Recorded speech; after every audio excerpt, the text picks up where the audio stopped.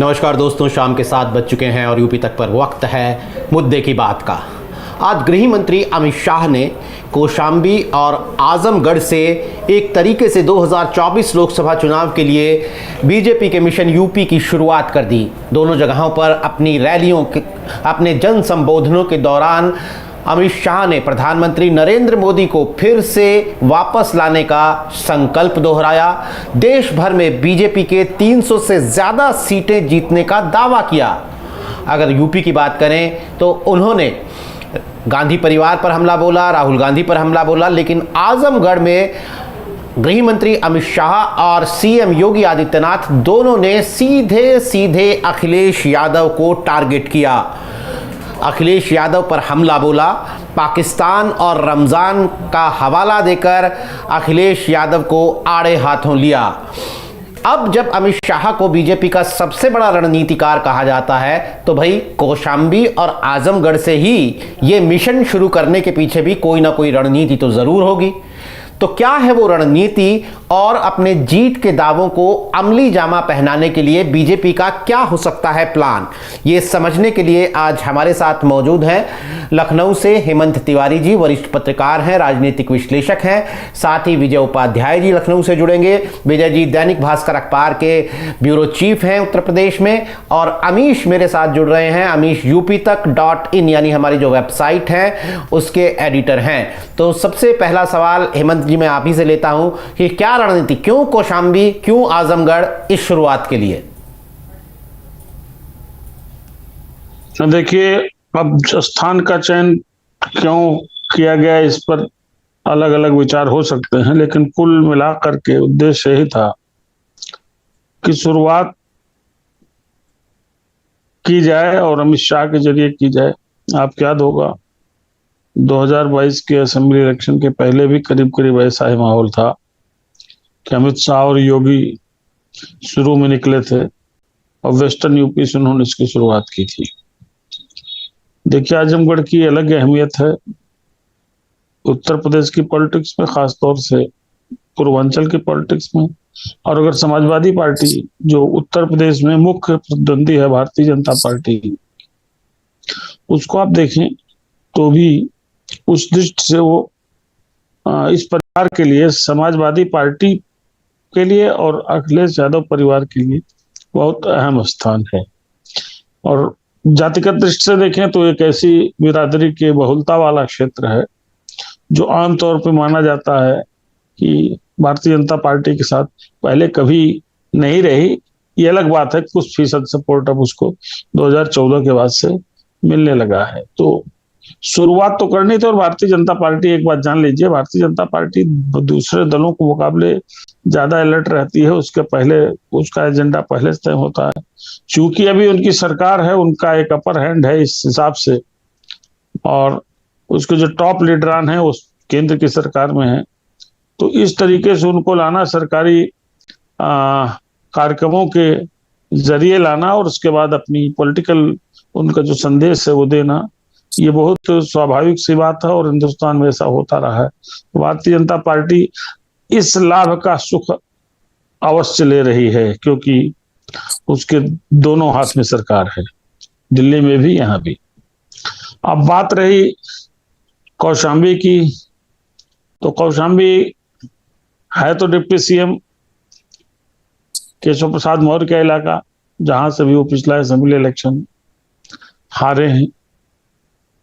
केशव मौर्य के बारे में कहा जाता है आमतौर पर कि उनको अमित शाह का काफी वरदहस्त प्राप्त है, या उनसे उनको कुछ अधिक आशीर्वाद प्राप्त होता है, पॉलिटिकल आशीर्वाद जिसको कहते हैं। उसका एक कारण भी है कि देखिए, उत्तर प्रदेश में अगर इलेक्शन का टाइम आता है तो क्या होना है इसके अंतिम निर्णय में अमित शाह सबसे बड़े कारक होते हैं। खासतौर से टिकट डिस्ट्रीब्यूशन से लेकर के सरकार बनी तो किसको लिया जाए, किसको नहीं लिया जाए, इसके अलावा किन पार्टियों को साथ लिया जाए।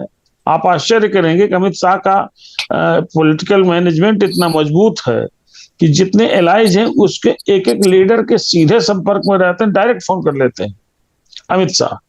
मतलब फाइनली उनको उनके निगाह में से पहले से पूरा अध्ययन हो चुका है कि कहाँ हमको कैसे लड़ना है, कहाँ कैंडिडेट हटाना है, कहाँ हम हारे थे जो 16 सीटें, उन सीटों पे हमको कौन सी रणनीति के साथ आगे आना है, वहां इक्वेशंस कैसे दुरुस्त करने हैं।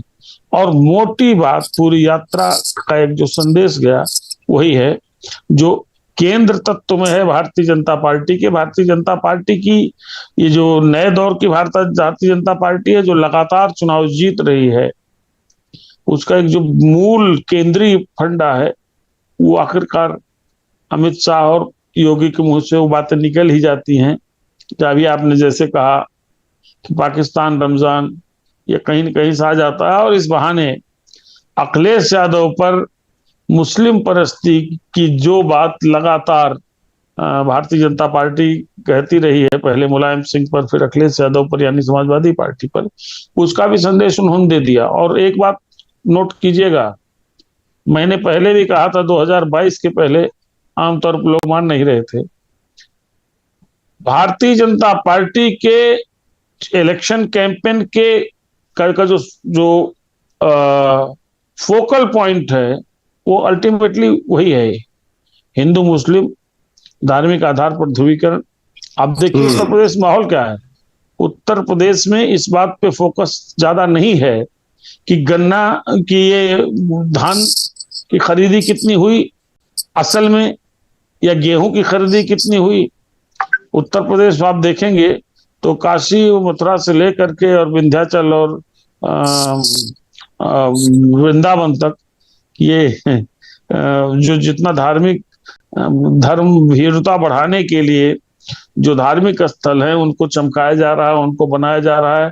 अच्छी बात है, बहुसंख्यक हिंदू हैं तो उनको संतुष्ट करने की कोशिश भारतीय जनता पार्टी जरूर करेगी, क्योंकि उसका लाभ उसको अतीत मिला और आगे भी इस तरह का लाभ मिलने की उम्मीद है। तो कुल मिलाकर के मोटी बातें यही समझ में आई कि जो पहले था एजेंडा उसी हिसाब से चलेगा। संदेश जो प्रथम संदेश देना था चुनावी तैयारी के हिसाब से वो अमित शाह ने दे दिया। जी विजय जी, यही इसी सवाल पर मैं आना चाहता था कि जरूर सरकारी योजनाओं के जरिए अमित शाह का दौरा जो है वो उसका ऑफिशियल रूप ये था, लेकिन जिस तरीके से आजमगढ़ में हमने सुना कि रमज़ान में ही 24 घंटे बिजली आती थी, या सीएम योगी आदित्यनाथ ने कहा कि कुछ लोग पाकिस्तान जैसे हालात पैदा करना चाहते हैं, तो पाकिस्तान रमज़ान, क्या शुरुआत से ही बीजेपी की टोन सेट कर दी गई है, यही टोन रहेगी? बिल्कुल ठीक बात है। ये टोन एक दिन पहले भी मुख्यमंत्री योगी आदित्यनाथ ने सेट करने की कोशिश की थी। उन्होंने कहा था कि पाकिस्तान में रोटी के लाले पड़े हैं और हम उत्तर प्रदेश में 15 करोड़ लोगों को मुफ्त राशन दे रहे हैं।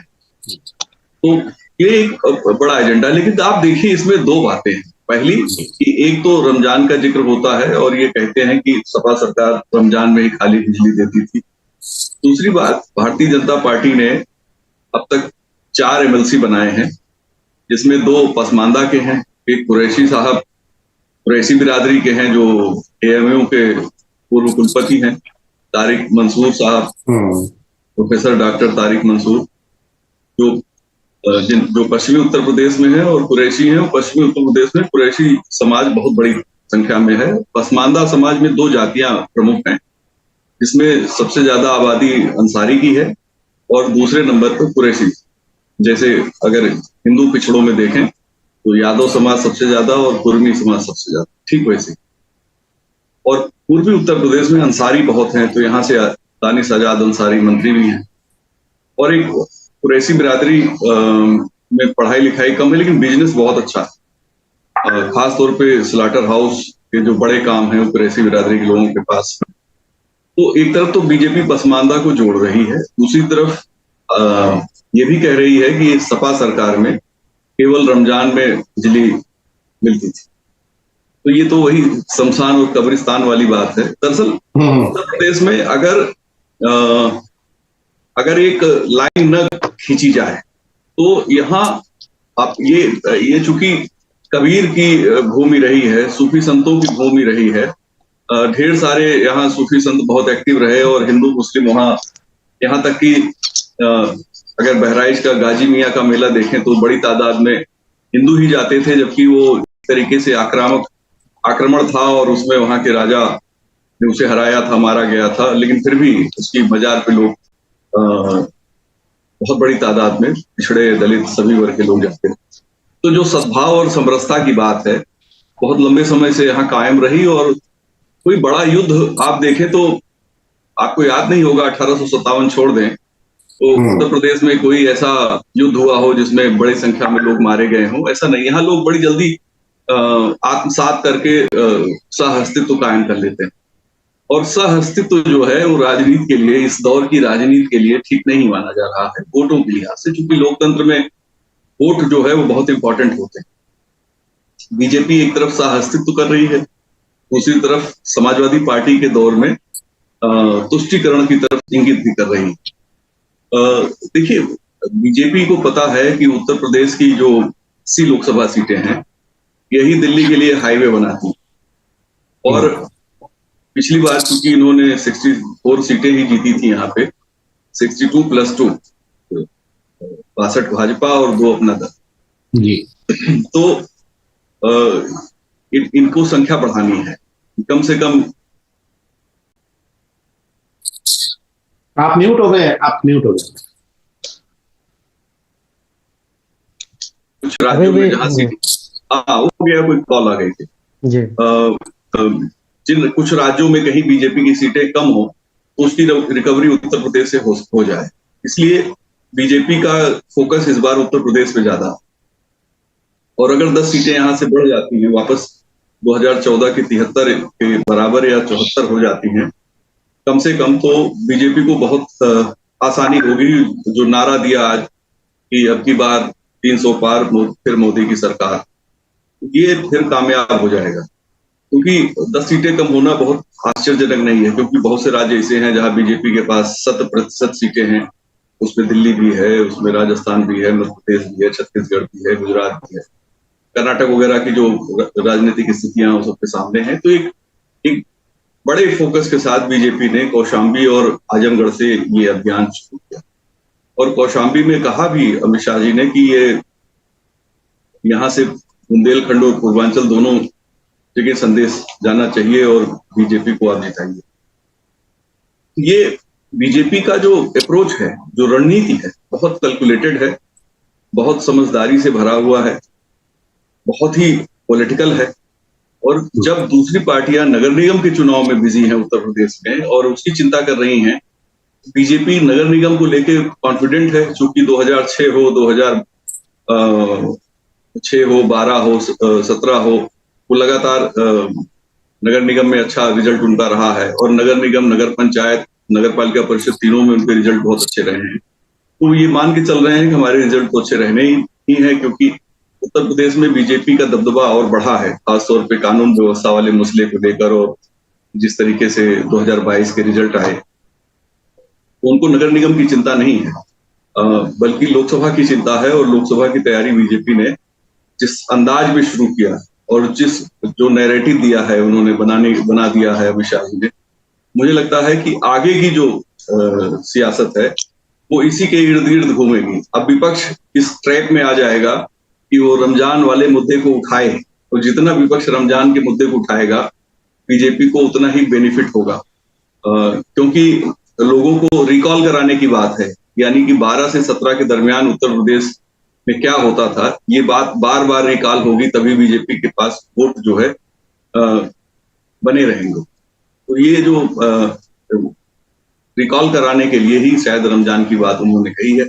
और एक ऐसे क्षेत्र में कही है जहां माइनॉरिटी का काफी अच्छा होल्ड है, अच्छे वोट हैं, और माइनॉरिटी ने एक अलग स्ट्रेटजी से वोट किया बाई इलेक्शन में, जिसके कारण बीजेपी जीत सकी। तो शायद वो चाहते हैं कि आजमगढ़ जैसी सीटों पर माइनॉरिटी का ध्रुवीकरण हो जाए और फिर उसका रिएक्शन मेजॉरिटी के ध्रुवीकरण के रूप में बीजेपी के फेवर में आ जाए। ये कोशिश है। इसी पूर्वी उत्तर प्रदेश में आप देखिए, गाजीपुर एक ऐसा जिला है जहां 10% खाली माइनॉरिटी है, 90% वहां मेजॉरिटी यानी हिंदू समाज है, लेकिन बीजेपी न विधानसभा जीती न लोकसभा जीती। तो शायद एक कोशिश है पूर्वी उत्तर प्रदेश में जो हारी हुई सीटें हैं वो बीजेपी वापस 24 में जीत सके। जी हेमंत सर, जब मैं आपके पास सवाल के साथ आता हूं, जैसा विजय सर कह रहे थे कि बीजेपी की ये अर्ली कैंपेनिंग है लेकिन ये जैसे हर बार तो हम ये देखते थे कि बीजेपी कैंपेन की शुरुआत करती थी एग्रेसिव तरीके से। इस बार भी बीजेपी ने किया, अगर इसको हम अमित शाह को माने कि उसका यूपी मिशन है बीजेपी का तो। लेकिन इस बार थोड़ा सा फर्क आया है। फर्क ये आया है कि अखिलेश यादव भी ऑलरेडी कैंपेन शुरू कर चुके हैं उत्तर प्रदेश में। पिछड़ों और के आरक्षण, दलितों के आरक्षण और संविधान बचाने टाइप की बातें, कांशीराम की मूर्ति के का उद्घाटन, और शायद 14 तारीख को वो अम्बेडकर जयंती पर जैसी खबरें हैं कि वो जयंत चौधरी और जो रावण है वो लोग जाएंगे मऊ में, संबोधित करेंगे, चंद्रशेखर आजाद एक साथ एक मंच पर दिखेंगे।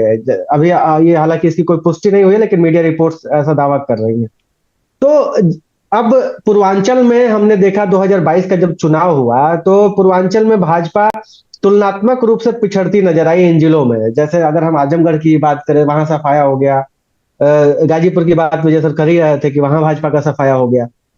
तो क्या ये अखिलेश के कैंपेन से उपजी हुई हड़बड़ाहट नहीं है कि भाजपा अब रमजान और उसी जिसको रिकॉल कराने की बात आ रही है कि कब्रिस्तान और शमशान वाली पॉलिटिक्स को रिकॉल करा रहे हैं रमजान से, तो क्या ये अखिलेश के कैंपेन से उपजी हुई हड़बड़ाहट नहीं मानी जाए? अमित जी और नीरज भाई, आप जिस तेज रफ्तार से मंदिर का निर्माण हो रहा नहीं देख रहे? जी। अयोध्या को जिस प्रकार से राममय बनाया जा रहा आप नहीं देख रहे? अयोध्या ही नहीं, पूरे प्रदेश को, पूरे देश को राममय बनाने की बहुत बड़े पैमाने पर तैयारी। और ध्यान रखिएगा, एक ऐसा टेस्टेड एंड ट्रस्टेड फार्मूला है। आप म्यूट हो गए हैं हेमंत सर। हेमंत सर आप म्यूट हो गए हैं, अनम्यूट कर लीजिए पहले।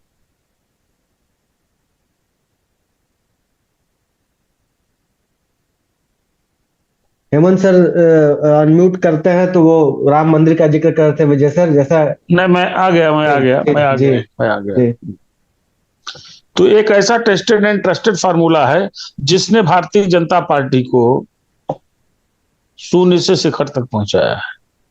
और उस दौर में भी वही फार्मूला सबसे ज्यादा कारगर रहा है, जिसे हम नया दौर मानते हैं, नए मिजाज की भाजपा मानते हैं, यानी नरेंद्र मोदी का शीर्ष नेतृत्व 2014 से उसकी शुरुआत। कोई ऐसा चुनाव नहीं रहा जो बिना इस इशू के गया हो। और जिस तरीके से इस इशू को और धार देने की कोशिश की जा रही है, तो आप सुनिश्चित मानिए। और ऐसा नहीं है, मैं फिर कहूँ, आपको अगर याद हो, हम लोग डिबेट करते थे, चर्चा करते थे, जब काशी कॉरिडोर की तैयारी हो रही थी, तैयार हो गया, प्रधानमंत्री आ रहे थे, आने के बाद हम लोग चर्चा करते। तो ऐसा नहीं है। जो इन्होंने टेस्ट किया, वो टेस्ट ये है कि अपने जो अभीष्ट है, अपने जो देव हैं, उन देवों के मंदिर को भव्य स्वरूप देने के बाद जो भी उनके अनुयायी हैं, उनकी जो फीलिंग्स हैं वो बड़ी इमोशनल हो जाती हैं, बड़ी सेंटिमेंटल हो जाती हैं, और उसका लाभ मिलता है। तो इसी तरीके से, इसी हिसाब से सारी चीजें करें। दूसरी चीज मैं एक बात बताऊं, ये कौन सा कोई कच्चा पॉलिटिशियन होगा उसको भी इस बात का इल्हाम होगा कि अगर मेरे गांव में 300, 400 मुस्लिम एक साथ जा करके एक पार्टी को बटन दबा रहे हैं, तो उसका लोकल रिएक्शन होता है। लोकल रिएक्शन का फायदा एक नहीं, 150 सीटों पर भारतीय जनता पार्टी को मिला है। 150 सीटों पर 2022 में। आगे भी ये मामला चलेगा, हालांकि चुनौती भी है, ऐसा नहीं है। जैसे ये जातीय जनगणना, एक बार अच्छा खासा अखिलेश यादव ने माहौल बनाया। दूसरे, आप देखिएगा, मेरा अपना मानना है कि अखिलेश यादव यानी समाजवादी पार्टी को जो 10-12% का इजाफा हुआ था वोट में, उसके पीछे एक और बड़ा कारण था। एक जो वो पुरानी पेंशन और नई पेंशन का जो इशू है, ये बहुत कारगर हुआ था, बड़ा फर्क इससे पड़ा था। तो ऐसा नहीं है, कुछ ऐसे अस्त्र अखिलेश यादव के पास हैं जिसके इस्तेमाल से भारतीय जनता पार्टी को तुलनात्मक दृष्टि से नुकसान हो सकता है। इसीलिए भारतीय जनता पार्टी अपने तयशुदा समय से और बहुत सघन तरीके से इन सब चीजों को सामने लाएगी। अभी तो शुरुआत है। अभी क्या हुआ? अभी तो खाली रमजान पाकिस्तान का जिक्र हुआ ना, अभी कब्रिस्तान से लेकर के कितने हैं जिनका जिक्र हमेशा होता रहा है, वो भी आएगा। और ऐसा नहीं है खाली अमित शाह इसकी शुरुआत करते हैं। श्मशान और कब्रिस्तान का जिक्र तो पहली बार जब इलेक्शन का तीसरा चरण का कैंपेन शुरू हो गया था तो प्रधानमंत्री नरेंद्र मोदी के मुंह से ही हुआ था। तो चाहे मोदी जी हो, चाहे अमित शाह हो, चाहे योगी आदित्यनाथ हो, या भारतीय जनता पार्टी का कोई और बड़ा नेता हो, उसको मालूम है कि हमारी केंद्रीय सोच क्या है और धरातल पर इसका कितना सकारात्मक या नकारात्मक असर पड़ेगा, उसी दृष्टि से ये काम करते हैं। और यही नहीं, सुनिए, मैं तो इसलिए बता रहा हूं, देखिए, जो जीते साहब वो चैंपियन है, और भारतीय जनता पार्टी अपनी इसी प्लानिंग, इसी स्ट्रेटजी और इन्हीं जो कुछ सुनिश्चित तत्व बना रखे हैं, चुनावी तत्व, उन्हीं तत्वों के आधार पर भारतीय जनता पार्टी चैंपियन रही है, और अब चैंपियन ऑफ चैंपियंस बनने का ख्वाब उसके मस्तिष्क में है, इसीलिए 300 प्लस सीटें कह रहे हैं। वह विजय उपाध्याय जी ने बढ़िया बात कही। देखिए, इसमें कोई शक नहीं कि कई राज्यों से भारतीय जनता पार्टी की सीटें लोकसभा में इस बार अपेक्षाकृत कम होने की स्थिति बन रही है, जिसमें बिहार जैसे राज्य अग्रणी है। अभी कर्नाटक का इलेक्शन आ रहा है, कर्नाटक में भी मुझे लगता है कि जो हालात, महाराष्ट्र में भी गठबंधन टूटा है जो पिछली बार वाला था। जी, मैं उसी पे आ रहा हूँ। महाराष्ट्र में एक अलायंस था, वो अलायंस टूट गया है। अब जो नया अलायंस बना है, उस अलायंस का कुछ ऐसा इक्वेशन बन रहा है कि भारतीय जनता पार्टी मान के चल रही है कुछ की सीटें कम हो सकती हैं। तो इन राज्यों से अगर सीटें कम होती हैं, या देखिए राजस्थान जैसे राज्य जहां से 100% इनको मिला था, छत्तीसगढ़, राजस्थान और मध्य प्रदेश भी, दिल्ली, हरियाणा, गुजरात। तो अब ऐसा नहीं है। उस चुनाव के बाद कांग्रेस ने भी उन स्टेट्स में परफॉर्म किया है, ऐसा थोड़ी है, वहां तो लगातार सरकार चल रही है राजस्थान में। तो कहीं यहां से भी कुछ कमी आएगी। ऐसी सूरत में सही बात है कि उत्तर प्रदेश सबसे ज्यादा निर्भरता वाला राज्य हो गया है, और सीटें भी अब अच्छी खासी पर्याप्त हैं। और आप देखिए कि इनको ये भी पता है, एक फाइनल जो हमको समझ में आता है, उत्तर प्रदेश की चुनावी स्थिति की मीमांसा पर जो पहला एकमात्र चीज सामने आती है, ये 2019 नहीं है, यहाँ कोई कॉम्बिनेशन बनने नहीं जा रहा है। और वो कॉम्बिनेशन जिसको हम यूपी की पॉलिटिक्स का डेडली कॉम्बिनेशन कहते हैं, वो निष्फल रहा 2019 में, यानी बसपा और भारतीय जनता पार्टी, बसपा और समाजवादी पार्टी का मिलना। और अब चूंकि, और इसी में एक चीज हमेशा और ध्यान रखिएगा कि मायावती यही तो कहती है कि हमारा जो कुछ होगा हम देख लेंगे, लेकिन हम समाजवादी पार्टी को नहीं जीतने देंगे, इन्होंने उनको धोखा दिया। तो मायावती का स्टैंड भारतीय जनता पार्टी के पक्ष में रहा है। ये हम लोगों ने कुछ बाई इलेक्शंस जो कुछ लड़ी उसमें देखा, ये हमने 2022 के असेंबली इलेक्शन में देखा। और मैं कोई नया परिवर्तन नहीं देख रहा हूं कि कोई नई स्ट्रेटेजी के साथ मायावती आएंगी। वो अकेले रहेंगी, अखिलेश अकेले रहेंगे, और ऐसी सूरत भारतीय जनता पार्टी के लिए बेहतर हो सकती है। दूसरी एक चीज बता दूं, अब इस चीज का कोई साक्ष्य नहीं दिया जा सकता, लेकिन साक्ष्य हैं कि एक तरीके से अपरोक्ष रूप से बहुजन समाज पार्टी यानी मायावती जी, जो भी परिस्थितियां हो, जो भी कारण हो, जो भी दशाएं हो, वो भारतीय जनता पार्टी की अब मददगार दिख रही थी 2022 में, दिखी, और आगे भी हो सकती हैं। तो ये परिस्थितियां भारतीय जनता पार्टी के लिए थोड़ी सी अनुकूल होंगी, और उसका जो लक्ष्य उत्तर प्रदेश में, वो शायद उस टारगेट को पा भी सकते हैं। मतलब ये खाली कोई हवाबाजी वाली बात नहीं है।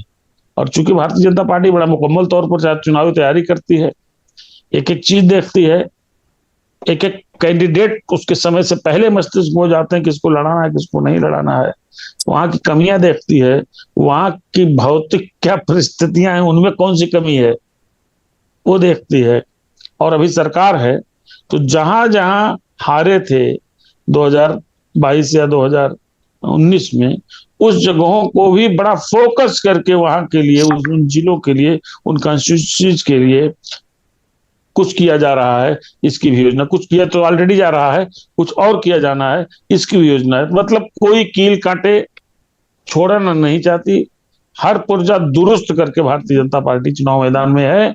और फिर मैं कह रहा हूं, ध्यान रखिएगा, 2024 के चुनाव के पहले इस पूरे देश को, यानी पूरे हिंदुस्तान को राममय करने की बहुत बड़ी तैयारी भारतीय जनता पार्टी की है। जी विजय सर, राममय करने की तैयारी में भाजपा जुटी है और उसका चुनावी कैंपेन किसी से छुपा तो है नहीं कि किस तरीके से BJP to the point, pin point करके अपने कैंपेन को बनाती है, डिजाइन करती है और रन करती है, जिसका उदाहरण खुद आज के अमित शाह का अगर वो कैंपेन था तो उसको देखा जा सकता है। लेकिन ये माना कि 2019 में महागठबंधन का जो प्रयोग था सपा और बसपा का, वो फेल हो गया। लेकिन पहले इसी देश की राजनीति में ये देखा जा चुका है कि जब हिंदुत्व, पिछली बार दफा भी जो हिंदुत्व की राजनीति भाजपा करके मजबूती की तरफ बढ़ रही थी हिंदी पट्टी में, तो उसको जाति के ही गणित से विपक्ष ने उसको हराया था। चाहे वो सपा बसपा उस समय कांसीराम और मुलायम की गठजोड़ की बात अगर हम लोग करें, तो इस बार अखिलेश यादव जाति की पिच पर खुल्ला खेल रहे हैं। जो आज से 2017 की सरकार से पहले उनके ऊपर यादव की सरकार चलाने का आरोप लगता था, वो सदन में भी उस आरोप पर जवाब देते हैं, 46 में 56 की बात करते हैं। और जिस तरीके के आरक्षण बचाओ आंदोलन, कांसीराम के आइडियोलॉजी को लेना हो या अंबेडकर से जुड़ी चीजों को सामने लाना हो अपने कैंपेन में, वो सब करते हुए अखिलेश यादव दिख रहे हैं इस बार। तो आपको क्या लगता है कि जो ये बसपा के ऊपर इनकी निर्भरता थी, जिस पर ये सोचकर इन्होंने महागठबंधन किया था कि दलित वोट हमारे पास आएगा, जब 2022 के चुनाव में अखिलेश यादव को थोड़ा सा ही सही दलित वोट ट्रांसफर होता नजर आया, तो उनकी जो ये रणनीति है जिस पर अभी वो चल रहे हैं, चाहे स्वामी प्रसाद मौर्य जैसे नेताओं के साथ एकदम खड़ा हो जाना हो, तो क्या ये रणनीति अखिलेश यादव की बीजेपी को असहज करती नजर आ रही है, और जिस वजह से बीजेपी अपने मूल फॉर्मेट में राममय वाले राजनीति में उतर रही है? देखिए, मैं अमित जी इसको अलग किस्म से देखता हूँ। 4-5 पॉइंट हैं इसमें। देखिए, पहला तो राममय खुद समाजवादी पार्टी के नेता स्वामी प्रसाद मौर्य कर रहे हैं। सबसे पहले उन्होंने पहल करी और बहुत ही जोरदार तरीके से अभियान चलाकर उन्होंने राममय माहौल बनाया है। बीजेपी को करने की जरूरत नहीं थी, अपने आप एक प्रतिक्रिया हुई और सभी वर्गों में प्रतिक्रिया हुई, दलितों पिछड़ों के वर्गों में भी प्रतिक्रिया हुई, कुछ लोग जो बीजेपी से जुड़े हैं उनके द्वारा, कुछ लोग जो बीजेपी से नहीं जुड़े हैं उनके द्वारा भी, लेकिन प्रतिक्रिया हुई और राममय हो गया। उत्तर प्रदेश अभी भी राममय है। क्यों राममय है? अभी 4 तारीख को कांशीराम की जो प्रतिमा का अनावरण स्वामी प्रसाद मौर्य के स्कूल में अखिलेश यादव जी ने किया, वहां स्वामी प्रसाद मौर्य ने नारा लगाया। 1993 का एक नारा है, वो कैसे जनरेट हुआ था पता नहीं, लेकिन उस समय शुरू में तो चुनाव में तो नारा नहीं लगा था, बाद में वो मीडिया की नैरेटिव में कहीं से ऐसा सेट हुआ कि वो आज तक है कि मिले मुलायम कांसीराम, हवा में उड़ गए जय श्री राम। अब आप अगर 93 को देखिए तो भी बीजेपी इन दोनों गठबंधन से ज्यादा सीट ले आई थी, ज्यादा परसेंटेज वोट ले आई थी। यानी राम और ज्यादा जनता के बीच में मजबूती से स्थापित इसलिए भी हुए थे कि 91 में बीजेपी को 31% वोट मिले थे, 91 में जब उसे बहुमत मिला था, और 93 में जब ये दोनों साथ आ गए सपा बसपा, तो बीजेपी को 33% वोट मिले। सीटें जरूर उनको 177 आई, और इन दोनों गठबंधन की वो सीटें जोड़कर अगर देखेंगे तो 176 ही रह गई, यानी एक विधायक की सीट बीजेपी की ज्यादा थी। वोट परसेंटेज देखेंगे तो 17-18% करीब सपा पाई थथी और 12-13% बसपा पाई थी। हालांकि ये सीटें कम सीटें लड़े थे, मुझे पूरी तरह याद नहीं है, लेकिन 160-65 सीटों पर बसपा लड़ी थी और 250 समथिंग सीटों पर समाजवादी पार्टी चुनाव लड़ी थी। तो वोट परसेंटेज में भी ये हारे थे, सीटों के नंबर में भी हारे। और ये जो मिले मुलायम कांशीराम जो है, मिले अखिलेश और मायावती 2019 में भी हारे ही। तो वो जो 19 का रिजल्ट है वो आप देख लीजिए, दोनों मिले लेकिन दोनों हार गए। अब जो काम मायावती के मिलने से नहीं हो पाया, क्या वो स्वामी प्रसाद मौर्य के मिलने से हो पाएगा क्या, या इस नारे के लगा देने से होगा क्या?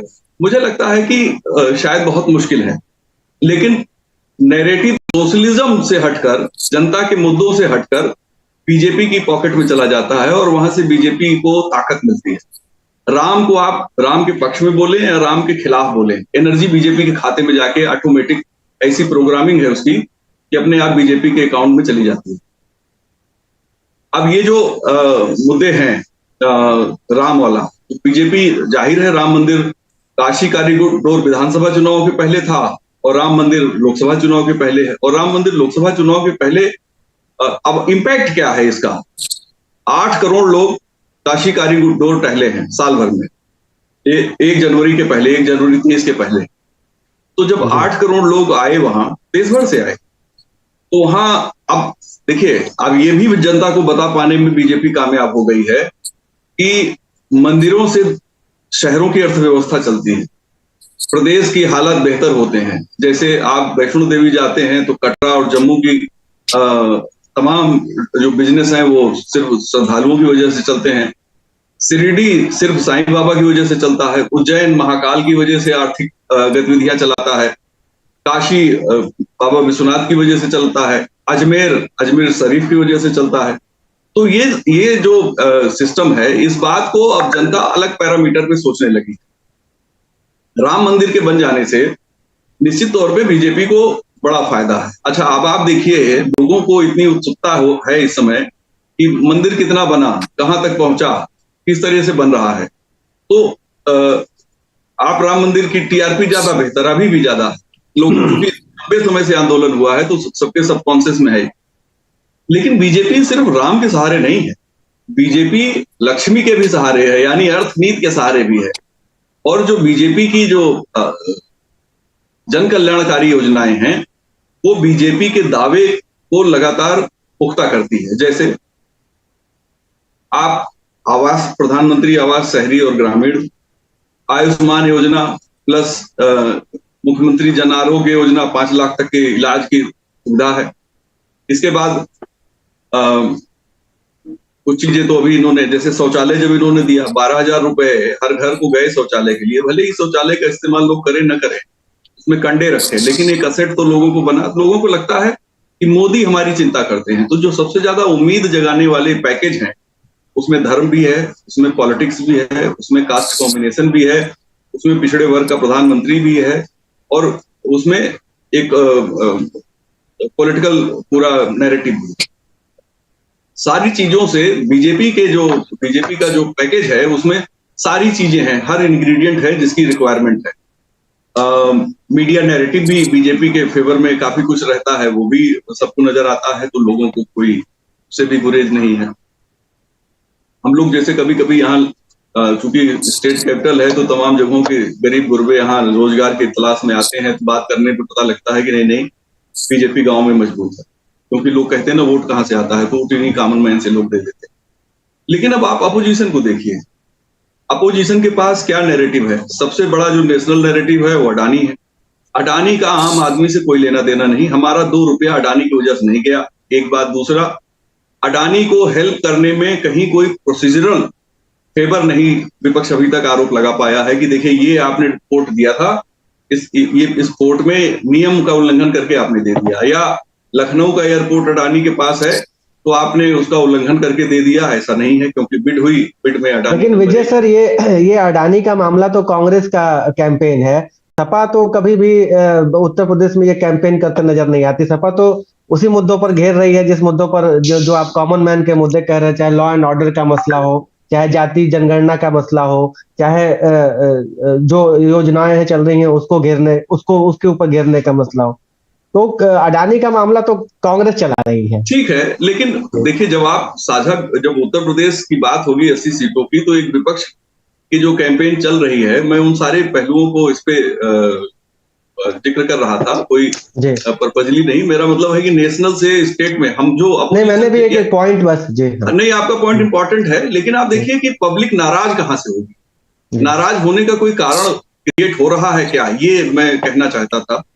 अखिलेश जी भी जो आरोप लगा रहे हैं, आजकल तो समाजवादी पार्टी का फेस आजकल स्वामी प्रसाद मौर्य हैं। उनके सबसे ज्यादा, अमर सिंह ने जो जगह खाली की थी, उसमें कुछ चीजें माइनस कर दीजिए तो स्वामी प्रसाद मौर्य ने मीडिया नैरेटिव तो स्वामी प्रसाद मौर्य के हाथ में। तो जो ये मीडिया नैरेटिव स्वामी प्रसाद जी चला रहे हैं, ये इससे क्या बेनिफिट होगा, किसको बेनिफिट होगा? अच्छा, अब जातीय जनगणना जो है बिहार में हो रही है, लिस्ट आ गई बिहार में जातीय जनगणना की, लोगों को पता लगा, कोड नंबर किस सबको दे दिए गए हैं। उत्तर प्रदेश में भी अगर जातीय जनगणना होगी तो सबको पता है, पब्लिक को यहाँ, कि जातीय जनगणना से होना क्या है। विश्वकर्मा समाज को पता लग जाएगा 1.5% है हम, मौर्य समाज को पता लग जाएगा 3% हम हैं, लोधी समाज को पता लग जाएगा 3.5% हम हैं, जाट समाज को पता लग जाएगा कि 3% हम हैं, यादव समाज को पता लग जाएगा कि 10% सबसे ज्यादा संख्या हमारी है। मैं तो कह रहा हूं जातीय जनगणना ये बैकफायर करेगा, इसलिए करेगा, और इससे सबसे ज्यादा बेनिफिट उत्तर प्रदेश की ब्राह्मण पॉलिटिक्स को होने वाला है, क्योंकि 1931 की जनगणना बताती है कि ब्राह्मण, भूमिहार ब्राह्मण मिलाकर 13% है। मेरे पास डेटा रखा है जी, उसमें त्यागी, भूमिहार साढ़े बारह सर 12% तो खाली ब्राह्मण जो लिखते हैं वो हैं, भूमिहार ब्राह्मण 1% प्लस हैं और त्यागी ब्राह्मण 0.5 या 0.75 है। तो ये जो पूरी चीज आएगी तो उससे क्या पता लगेगा? उससे तो जब ये कहते हैं कि जिसकी जितनी संख्या उतनी उसकी हिस्सेदारी, तो ये तो खैर जनसंख्या के खिलाफ नारा है, लेकिन जिन लोगों ने कम आबादी जिनकी है तो उनका क्या दोष है? तो अगर 27% का टुकड़े होंगे तो टुकड़े में बेनिफिट तो इन्हीं लोगों को मिलना है। बहरहाल अभी एक और रोचक चीज होगी जब ये आपने क्षत्रियों को परसेंटेज ही नहीं बताया, जो सबसे इंपॉर्टेंट है। नहीं, 7-8% उसमें है, जो 1931 की जनगणना के हिसाब से 7-8% है। तो ये जो अभी कमेटी की, इसकी नगर निकाय के लिए डेडिकेटेड ओबीसी कमीशन की रिपोर्ट 3-4 दिन में ऑनलाइन होगी, ये भी उत्तर प्रदेश की पॉलिटिक्स को बहुत प्रभावित करेगी। लेकिन आप कास्ट को लेके अपनी जगह एक बात है, लेकिन जो गरीब है गांव में, जो जिसकी सबसे बड़ी आबादी है, 14 करोड़ लोग जो निःशुल्क अनाज ले रहे हैं, उनके कंसर्न क्या है? वो चुनाव की दिशा तय करते हैं। उनका कंसर्न जाति नहीं है, उनका कंसर्न हमारे अपने परिवार की आर्थिक बेहतरी है। कैसे उनको भोजन आसानी से मिल जाए, कैसे उनको हाथ में उनकी इनकम कुछ पहुंच जाए। अगर वो इनकम नहीं कर पा रहे हैं तो सरकार मदद कर दे, तो सरकार भोजन भी दे रही है, सरकार आर्थिक मदद भी कर रही है। तो वो जो 14 करोड़ लोग हैं जो जिनको खाद्यान्न की सहूलियत मिल रही है, मुझे लगता है कि इस पूरे भाजपा के आर्थिक पैकेज के पैरेलल विपक्ष को भी अपना एक आर्थिक पैकेज ले आना चाहिए। और दूसरा, उम्मीद जगाने वाली बातें उनको भी करनी चाहिए, लेकिन उम्मीद जगाने की बजाय सिर्फ आलोचनात्मक बातें हैं। इसलिए बीजेपी के मुकाबले लोकसभा चुनाव में, अच्छा विधानसभा चुनाव में एक लोगों की जब बातचीत होती थी, लोग कहते थे हम लोग चाहते हैं केंद्र में मोदी रहें, प्रदेश में अखिलेश रहें, लेकिन अखिलेश जी सरकार नहीं बना पाए। उसके बहुत से कारण हैं। अब जो लोग कह रहे थे प्रदेश में अखिलेश रहे हम चाहते हैं, उन लोगों ने ये भी कहा था केंद्र में हम मोदी को चाहते हैं। तो मोदी का चुनाव कंपैरेटिवली बीजेपी के लिए ज्यादा आसान है बनिस्बत के विधानसभा चुनाव के। तो उसको काउंटर करने के लिए अपोजिशन को एक नेशनल लेवल पे एक ऐसा लीडर चाहिए जो समाजवादी पार्टी के फेवर में जो वोट हैं उनको इंटैक्ट करके बीजेपी के खिलाफ वोट डलवा दे। ये सब चीजें एक समस्या है, और जब इन सारी चीजों पे आप बात करके आगे बढ़ते हैं तो अपने आप में लगता है कि अगर आप विपक्ष के पक्ष में खड़े हो। अच्छा, एक और चीज है मेरी जी, हम लोग तो सभी पार्टियों के कार्यकर्ताओं से मिलते हैं, ज्यादातर पार्टियों के, अपोजिशन पार्टियों के कार्यकर्ता अपनी पार्टी की पॉलिसी से नाराज जी। अब नाम मत ले भाई मुझसे लेकिन नाराज तो बीजेपी के भी कार्यकर्ता होते हैं, लेकिन चूंकि इनकी सरकार है तो बीजेपी के कार्यकर्ता नाराजगी को वॉल्यूम बहुत कम रखता है। लेकिन जो विपक्ष है, और ये पहली बार ऐसा है, ये मोदी एरा में ही ये हो रहा है, क्योंकि इसके पहले ऐसा नहीं हुआ। इसके पहले विपक्ष में एक उत्साह हुआ करता, 14 के पहले। 14 के बाद से अब लोग, भाई जितने बुद्धिजीवी हैं किसी पार्टी में, एक्टिव लोग हैं, आप देखते होंगे चैनलों पे प्रवक्ता बहुत अच्छे ढंग से लड़ते हैं, लेकिन पार्टी जमीन पे उस तरह से एक्ट नहीं करती है। तो ये कष्ट बहुत बड़ा है अपोजिशन के कार्यकर्ताओं का। अब आप किसी भी पार्टी में, आप चाहे बसपा की बात कर लें, सपा की बात कर लें, कम्युनिस्ट पार्टी की बात कर लें, कांग्रेस की बात कर लें, सब जगह यही हालात। तो जब तक आप कार्यकर्ता की मंशा और लीडरशिप की एबिलिटी, उसमें लीडरशिप की एबिलिटी कार्यकर्ता की इच्छा और अपेक्षा से ज्यादा बेहतर होनी चाहिए। जो बीजेपी के लिए लोग कहते हैं कि भाई मोदी जी 6 महीने आगे की बात सोचते हैं, अमित शाह 6 महीने आगे की बात सोचते हैं, या बीजेपी लीडरशिप जो सोचता है बिल्कुल डिफरेंट होता है, नया होता है, तो वो अनूठापन लाना पड़ेगा। क्योंकि आप 21वीं सदी के 23वें साल में, 24वें साल में हैं, तो आपको अपडेटेड रहना है। तो अपडेटेड पॉलिटिक्स नहीं हो रही है। जो पॉलिटिक्स हो रही है अपोजिशन की, वो पुराने ढर्रे को रिपीट करने वाली है। इसमें नयापन नहीं है। आम आदमी पार्टी जैसा नयापन नहीं है। आम आदमी पार्टी एक नया प्रयोग करती है, उसको उसका फायदा भी मिल रहा है। तो यूपी में भी ऐसी पॉलिटिक्स की जरूरत है। और अगर इस तरह की पॉलिटिक्स नहीं करेंगे तो बीजेपी का दबदबा कायम रहेगा। 2-2 बार काशीराम मुलायम मिले, 19 में और 93 में, और दोनों बार बीजेपी उनसे आगे थी। जी हेमंत सर, बीजेपी पिछले कुछ दिनों से जो है पसमानदा मुसलमानों का और या मुसलमानों में अपने की बहुत सारी कोशिशें कर रही हैं, लगातार सुर्खियां बनती हैं इस विषय को लेकर। पिछले दिनों ये भी खबर आई कि निकाय चुनावों में बीजेपी जो है वो टिकट मुसलमानों को ना देने वाला जो मिथ है वो निकाय चुनावों में तोड़ेगी और उन्हें वोट देगी। कल हमने देखा कि एक दिल्ली के राष्ट्रपति भवन से एक तस्वीर आई जहां कर्नाटक के शाह रशीद अहमद कादरी साहब पद्म पुरस्कार लेने के लिए पीएम मोदी की तारीफों के कसीदे पढ़ते हैं और कहते हैं कि उन्होंने गलत साबित कर दिया आपने मुझे, और मुसलमान को एक आपने पद्मश्री का अवार्ड दिया। ये कहा गया कि ये मुसलमानों को लुभाने के लिए ही, विपक्ष ने आरोप लगाया कि मुसलमानों को लुभाने के लिए ही बीजेपी कर रही है। ये सारी बातें इसलिए कि क्या बीजेपी अगर मुसलमानों के अंदर अपना वोट आधार बढ़ाने की कोशिश कर रही है तो ये उसकी हिंदू राजनीति से नहीं टकराता है क्या? ये उसकी राम पॉलिटिक्स से नहीं टकराता है क्या? क्यों ऐसा इसके बैकफायर होने का डर नहीं लगता है बीजेपी को? तो जान लीजिए कि भारतीय जनता पार्टी 100% हिंदू राजनीति नहीं करती। 100% हिंदू या 100% मुस्लिम राजनीति करके आप फंस सकते हैं, यह बात अतीत में देखी जा चुकी है। भारतीय जनता पार्टी बात हिंदुओं करती, सोचती हिंदुओं के लिए है, लेकिन उसने एक ऐसा पैमाना तय कर लिया, उसको मालूम है कि हम 50% हैं, डाउन नहीं जाएंगे, कुछ जोड़ लेंगे तो बहुत अच्छा है, 51-52 हो जाएंगे। जो पसमानदा की बात आपने की, अगर आपको याद हो तो मैंने पिछले चुनाव के पहले लगातार कहा था, मैं दुनिया में बाहर कहीं नहीं देखता हूं, मैं अपने गांव, अपने कस्बे, अपने मोहल्ले, अपने पड़ोस में देखता हूं, जो आर्थिक दृष्टि से कमजोर मुसलमान भाई हैं या उनके घर की महिलाएं हैं, मैंने कहा था आप देखिएगा उनके बहुत चोट मिलेंगे भारतीय जनता पार्टी। अल्टीमेटली यही हुआ। 2019 के पहले विजय उपाध्याय क्या होगा, मैंने 2019 के इलेक्शन कैंपेन के दौरान वोटिंग के पहले कहा था कि जो राहुल गांधी की पार्लियामेंट्री कॉन्स्टिट्यूंसी है, यहां 2-3 ऐसे गांव हैं जो मुस्लिम बहुल गांव हैं, और वोट आप देखिएगा, मुस्लिम बहुल मतलब 80 से 90% तक मुस्लिम मतदाताओं की संख्या जहां है, हमने कि यहाँ के आप वोट गिनिएगा। वोट जब गिने गए, फिर मैंने याद दिलाया उन जगहों पर भारतीय जनता पार्टी यानी उसके कैंडिडेट स्मृति ईरानी की वोट ज्यादा थे राहुल गांधी के मुकाबले। तो एक वर्ग मुसलमानों का ये समझता है, सोचता है, जिसको लाभ मिल रहा है। दूसरे, ये लाभार्थी क्लास ऐसा है, मैं इसके बारे में जो मेरा अपना तजुर्बा है, जो मैंने बात किया है, समझा है, वो चाहे हिंदू हो, चाहे मुस्लिम हो, चाहे अपर कास्ट हो, चाहे पसमानदा हो, वो चाहे शेख हो, और चाहे वो कुरैशी हो, कसाई हो, या फिर जुलाहा हो, अगर किसी को इसका लाभ मिला है तो उसके जहन में बात रहती है। हालांकि एक जो मैंने फिर कही कि उसके साथ एक और चक्र चलता रहता है कि अगर एक बिरादरी या एक कॉलोनी या एक मोहल्ले के लोग एक जगह वोट करने जाते हैं तो दूसरे मोहल्ले में, तीसरे मोहल्ले में, चौथे मोहल्ले में उसका रिएक्शन होता है। भारतीय जनता पार्टी उसका फायदा उठाती आ रही है।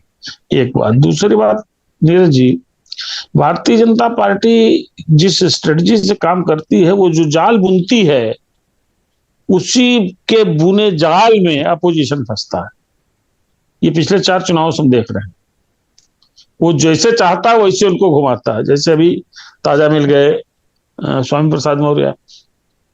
स्वामी प्रसाद मौर्य मिल गए और अखिलेश यादव की पत्नी का अखिलेश यादव फोटो देखिए, घर में पूजा पाठ बैठते हैं। तो जब पूजा पाठ में बैठोगे तो राम का और हनुमान का और लक्ष्मण सीता का जिक्र तो आएगा साहब। हाँ, और उस पे अभी भी वो उनको रोक नहीं रहे हैं। देखिए, समझने वाली बात। अगर अखिलेश यादव कह दें स्वामी प्रसाद मौर्य को कि आप राम पे, रामचरितमानस पे, हनुमान पे कोई टिप्पणी न करें, ये घातक होगी। हमको आपको लगता घातक होगी, अखिलेश यादव को शायद नहीं लगता घातक होगी, क्योंकि अखिलेश यादव कह देते तो क्या स्वामी प्रसाद मौर्य करते ऐसा? देखिए बात कहां से शुरू हुई। बात एक बड़ी लंबी लड़ाई उत्तर प्रदेश में चल रही है, जो भारतीय जनता पार्टी पहले एक तरफा ले जा रही थी, तो उसके बाद इनको लगा, भारतीय जनता पार्टी के एक लक्ष्य लगातार रहा है, एक बृहत्तर हिंदू अम्ब्रेला तैयार करना, बहुत बड़ा, जो ऑप्टिमम सबसे ज्यादा साइज का की छतरी हो, सारे हिंदुओं को एक साथ लाना, जिसमें बड़ा मेजर रोल प्ले किया 2014 के बाद ओबीसी वर्ग के सपोर्टर्स ने। नया ओबीसी का बहुत बड़ा चंक भारतीय जनता पार्टी के पास आया। उस वक्त जब एक जनता के सामने बात आई कि एक ओबीसी प्रधानमंत्री का कैंडिडेट ला रही है भारतीय जनता पार्टी या नरेंद्र मोदी को, तब से झुकाव शुरू हुआ। उसके बाद केशव मौर्य को प्रदेश अध्यक्ष बनाया, उस चुनाव का आप परिणाम देख लीजिए। तो ओबीसी जुटा, तो अखिलेश यादव को या और जो पॉलिटिक्स करते हैं पोजीशन की, उनके दिमाग में आया कि इसका जवाब क्या है। अगर बृहत्तर हिंदू अम्ब्रेला भाजपा बना रही है, बना चुकी है या बनाने की लगभग पूर्णता की ओर है, और उसके साथ ही हर जगह राम में, शिव में और माता में, माई में वातावरण या कृष्ण में वो बनाने जा रही है, बनाती जा रही है, तो इसका इलाज क्या है, इसका जवाब क्या है? इसका यदुकुल में जन्म लेने का भी लॉजिक सामने आया, कसली कृष्ण के वारिस तो हम है, ये सारी चीजें हुई। राम के यहाँ जाएं कि नहीं जाएंगे, इस पे बात हुई। लेकिन उनको ये समझ में आया कि इसका जवाब एक बृहत्तर ओबीसी अम्ब्रेला बना के दिया जा सकता है।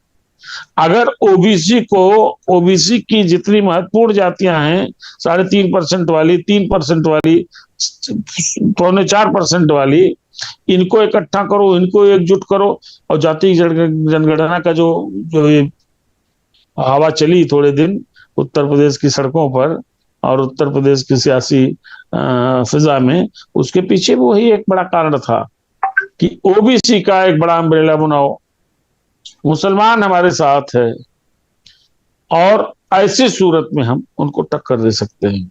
इन सारे तर्कों, चाहे जो विजय उपाध्याय कह रहे हैं, चाहे मैं कह रहा हूं, इन तर्कों के साथ एक पॉइंट हमेशा जोड़े रहिएगा जी।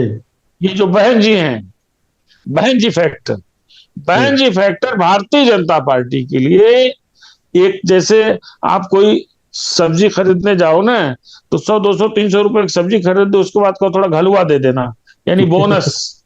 ये बोनस साथ साथ चल रहा है, इसीलिए भारतीय जनता पार्टी कॉन्फिडेंट है। बट भारतीय जनता पार्टी को जी हेमंत जी, 3 बार भाजपा ने बहन जी को मुख्यमंत्री बनाया। हाँ, 95 में, 96 में और 2002 में। तो क्यों ना सदा सहायता थोड़ी दिखाएंगी बहन जी, और फिर उनको अपनी पार्टी को बचाए भी तो रखना है, मजबूत भी तो रखना है। विजय उपाध्याय बड़ा होशियार। ट्रांसफर क्या करेंगी? सुनिए, आपकी बुद्धिमत्ता का मैं कायल हूँ, आप मेरे अनुज हैं। असली बात, आप म्यूट हो गए हैं हेमंत सर, जब आप तारीफ कर रहे थे विजय सर की तो आप म्यूट हो गए, दोबारा करनी पड़ेगी। विजय उपाध्याय असली बात नहीं बता रहे हैं। अरे बहन जी के बड़े फॉलोअर्स हैं, हर बिरादरी में फॉलोअर्स हैं, शेड्यूल कास्ट भी उनसे छिटका नहीं है, तब ऐसी क्या मजबूरी है? जबकि विजय उपाध्याय की काफी इस पे रिसर्च रहती है मजबूरियों पर, लेकिन असली मजबूरी पे आते ही नहीं है। तो चलिए, जो भी एक बड़ा फैक्टर हमेशा मायावती रही हैं, अब रहती हैं, जिनका काफी सहयोग, काफी समर्थन अपरोक्ष रूप से भारतीय जनता पार्टी को मिलता है। तो आप जोड़ लीजिए, भाजपा ज्यादा आगे है जी। अमीर जी, अखिलेश यादव करें क्या? अखिलेश यादव क्या करें? किससे मिले? 2 विधायकों वाली कांग्रेस से और 1 सांसद वाली, किससे मिले बताइए जी? बहन जी तब मिलने से रही, जब मिले तो अभ्यास नहीं किया, जब बेतुका मिलन होता है या सूरज जब पश्चिम से निकलने की दशा में होता है तो उसके पहले एक अच्छी रिसर्च और स्टडी चाहिए। वो तो न बुआ ने की थी न बबुआ ने की थी। बुआ का अंदाजा था कि हम जहां यादव कैंडिडेट देंगे हमारा जीतेगा। कैंडिडेट उन्होंने इस प्रकार के लिए 10 वो पा गई, पिछली बार 0 थी।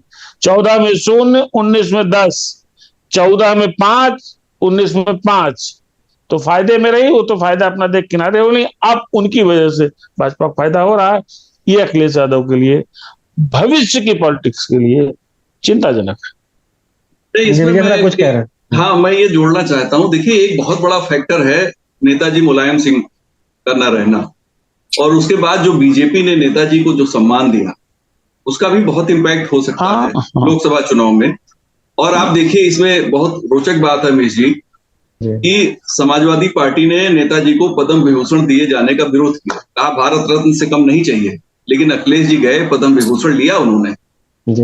तो ये जो सुविधा की राजनीति है, ये भी तो आपको लोग देख रहे हैं ना। या तो विरोध न किया होता कि भारत रत्न ही चाहिए, वो कह देते कि हम नहीं लेने जाएंगे, भारत रत्न दिया होता तो लेने जाते, तो शायद वो एक इशू बनता। नहीं बना। उन्होंने सदा सहता, चूंकि बहुत शालीन व्यक्तित्व के व्यक्ति हैं अखिलेश यादव जी, और उनकी सुनिए विजय बाबू, सुन लीजिए।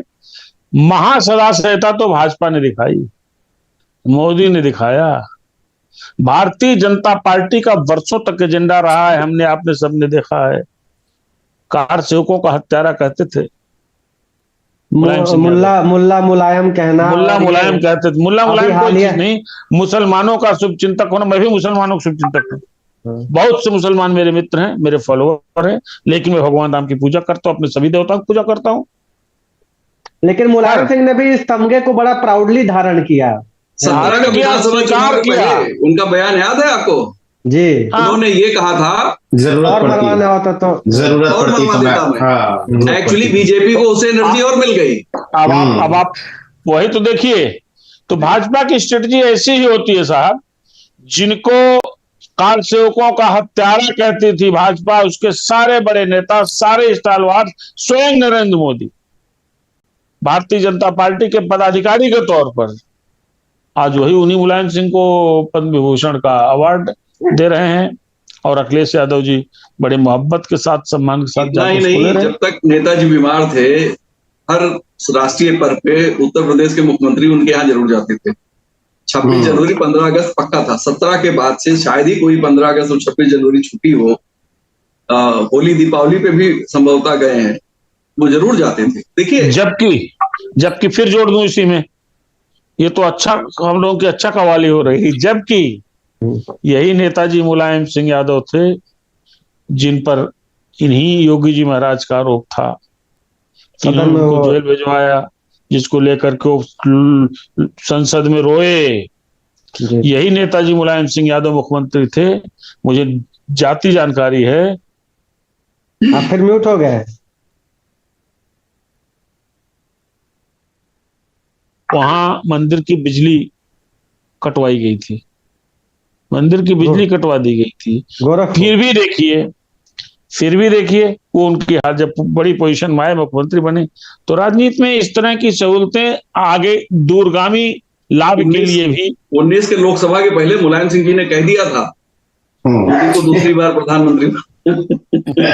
देखिए, ये सारी चीजें अब ये मीडिया का जमाना, सोशल मीडिया का जमाना है। और मैं एक चीज कहता हूं नीरज भाई की पब्लिक हमसे आपसे ज्यादा चीजों को देखती है, विश्लेषित करती है और निर्णय लेती है। सही है। हम आप जो कुछ भी बोलते हैं, अगर हम बोलते समय हम किसी का पक्ष लेते हैं, किसी के खिलाफ खामखा बोलते हैं, अनावश्यक कुतर्क करते हैं, तो पब्लिक उसको भी बहुत गौर से देखती है और फिर एनालिसिस उसी हिसाब से कर लेती है कि आदमी ठीक नहीं है, ये फला की तरफ झुका हुआ है। आप सारे जो फैक्टर हैं, आप देखिए समाजवादी पार्टी के लीडरशिप पे, वो कहीं ना कहीं मोदी जी के फेवर में खड़े होते नजर आते हैं। तो जो अभी एक और इम्पोर्टेंट इवेंट हुआ है, अमरोहा के जो बसपा के सांसद हैं, प्रधानमंत्री से मिलके आए, वो पसमानदा समाज से हैं। गए तो थे क्षेत्र के विकास के लिए, लेकिन बात कोई वो भी इम्पोर्टेंट है। देखिए, यूपी की जो सियासत है, इसमें जो लीडरशिप की अपोजिशन में जो लीडरशिप का जो तरीका होना चाहिए, मुझे लगता है शायद उनकी अपनी पार्टी और जो जनता है, कहीं वो कुछ समझने में उसको या तो नेताजी बहुत आगे की सोच लेके काम कर रहे हैं, या जनता उनको नहीं समझ पा रही है। तो एक कॉम्बिनेशन होना चाहिए, तालमेल होना चाहिए। पब्लिक को अगर आपको अपने साथ जोड़ना है, तो कांग्रेस की तरीके से सिर्फ एग्जाम के समय आप तैयारी न करिए, बल्कि शुरू से तैयारी करते रहिए। तो ये जो स्थितियां हैं, शायद बेहतर हो सकती हैं फिर। जी बिल्कुल। जी सर जी, अनुमति चाहूंगा, मुझे एक। जी बिल्कुल बिल्कुल बिल्कुल, हम कार्यक्रम को खत्म ही करते हैं सर, आपको विदा करने तो जिस तरह से आपने सुना कि अमित शाह ने आज पूर्वांचल से एक तरीके से बिसात बिछा दी है 2024 के लिए। लेकिन अगर हम बात करते हैं अखिलेश यादव की, मायावती की, तो फिलहाल मौजूदा परिस्थितियों में ऐसा लगता है कि बीजेपी की तैयारियां जो हैं वो विपक्षी दलों से काफ़ी आगे हैं और अखिलेश यादव को अपनी रणनीतियों को काफ़ी शार्प करना पड़ेगा 2024 में बीजेपी को ज़्यादा तकड़ी टक्कर देने के लिए। आज कार्यक्रम में शिरकत करने के लिए हेमंत जी, विजय उपाध्याय जी, अमीश, आप सभी का बहुत बहुत शुक्रिया। तमाम दर्शकों का आभार। आज के लिए नमस्कार।